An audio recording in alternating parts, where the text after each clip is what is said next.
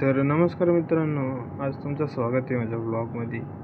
तर हा ब्लॉग थोडा वेगळ्या कारणाने काढला आहे. कारण असं आहे, आपण एन एस पल्सर 125 cc घेत होतो, पण त्याच्या दिवशी असं झालं का काही कारणास्तव कॅन्सल करायला लागली आणि गाडी बुकिंग आपण जे भावाने रोडच्या शोरूमला गेली होती.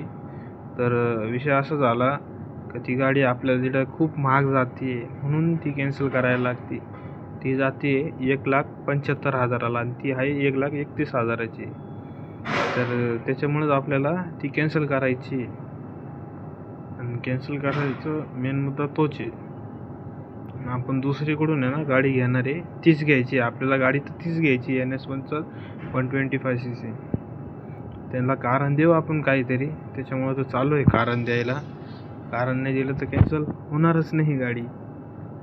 चला आपण शोरूमला पोचलो का त्यांना कारण बिरण देऊ मस्त मध्ये. मग चला थोडे रस्ते पाहून घ्या तुम्ही. आमच्या गावाचे जवळपासचे रस्ते हे असे खडबड, त्याच्यामुळे एवढा कॅमेरा हलतोय माझ्या हातात. रस्त्याचे काम चालू आहे आणि अजून रस्ते होत नाही यांच्याकडून, अजून नाही होईल. आज भरपूर दिवस झाले हा ब्लॉग बनवून. पण मग आपण शोरूमला गेलो होतो, तिथून रिटर्न येताना ना, म्हणजे शोरूमला गेल्यावरती त्यांना कारण तर दिलं.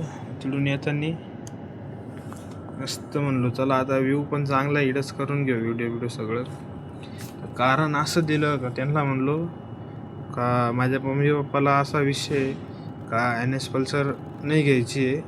त्यांच्या मनात असं आहे का होंडाची युनिकॉर्न नाही तर ती शाईन घ्यायची. आणि माझा विषय असा आहे का मला युनिकॉर्न नाही घ्यायची, शाईनही नाही घ्यायची. मला थोडं लो बजेटमध्ये पण स्पोर्ट्स बाईक घ्यायची. तसं 125 cc थोडी स्पोर्ट्स बाईक लुक पण आहे नाही का, आपल्याला ब्लॉगिंग वगैरेला भरपूर कामं येईल. त्याच्यामुळं आपल्याला हीच गाडी घ्यायची. त्यांना असं रिझन दिला का ते ओके झाले. त्या रिझन ते तरी म्हणत होते मी तुमच्या मदर फादरशी बोलतो, पण मला काय ती गाडी तिला घ्यायचीच नाही, कारण की ते लोननी खूप महाग जात होती. तर त्याच्यामुळं मी म्हणलो त्यांच्यासंग बोलून काही उपयोग नाही आहे. ते एक्सेप्ट केलं त्यांनी आणि बुकिंग कॅन्सल केली. बुकिंग कॅन्सल झाल्यावरती तर आपण व्हिडिओवर आलो होतो, तेव्हा आपण व्हिडिओ काढायला सुरू केली ती. माझ्या लक्षात नव्हतं राहिलं, त्याच्यामुळं अशी गडबड होत राहते थोडीफार. आपण दर्शन वगैरे पण केले होते तिकडे देवीचे. तिकडून रिटर्न येताना समजा करून घेऊ थोडीशी व्हिडिओ वगैरे. तर मित्रांनो असा विषय, तुम्हाला आहे ना थोडं वेट करायला लागेल गाडीसाठी.